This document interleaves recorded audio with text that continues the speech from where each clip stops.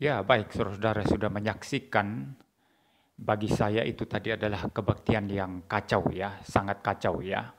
Ada bahasa yang mereka anggap bahasa roh ya, mereka ramai-ramai. Lalu kemudian itu ada yang teriak-teriak histeris, ada yang menangis ya. Dan saudara-saudara, Alkitab tidak pernah membenarkan kebaktian atau pertemuan ibadah yang demikian. Di dalam surat pertama Korintus, Paulus memberikan satu landasan atau prinsip yang jelas bagaimana orang Kristen itu harus beribadah. Saudara, kalau saudara meneliti misalnya 1 Korintus pasal yang ke-14 ya, pasal 14 di dalam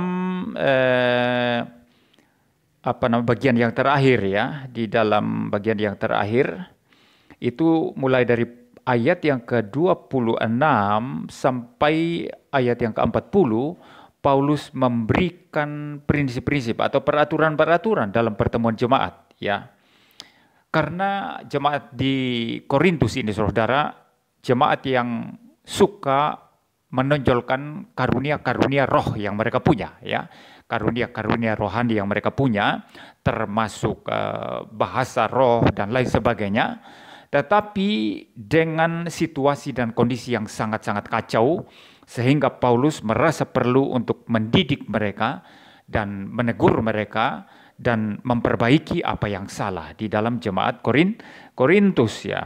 Dan sangat menarik bahwa di dalam ayat yang ke-40 dari pasal yang ke-14, Paulus memberikan satu prinsip yang sangat penting sekali.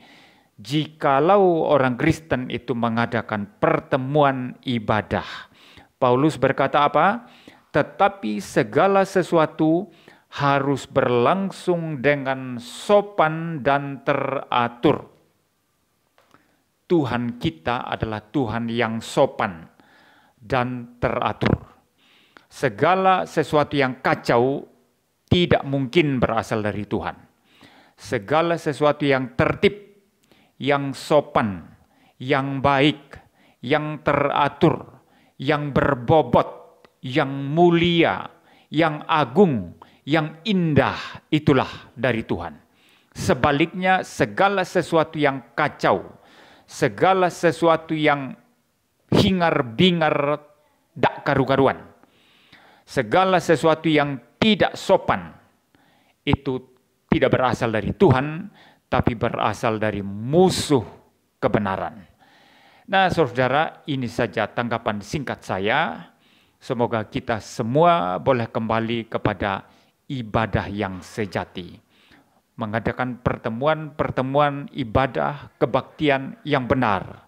Memuji Tuhan dengan benar, ya, berdoa dengan benar, bersikap dengan benar, dan juga berfokus untuk mendengarkan khotbah-khotbah yang mengajar, khotbah-khotbah yang berisi pengajaran firman Tuhan yang berbobot.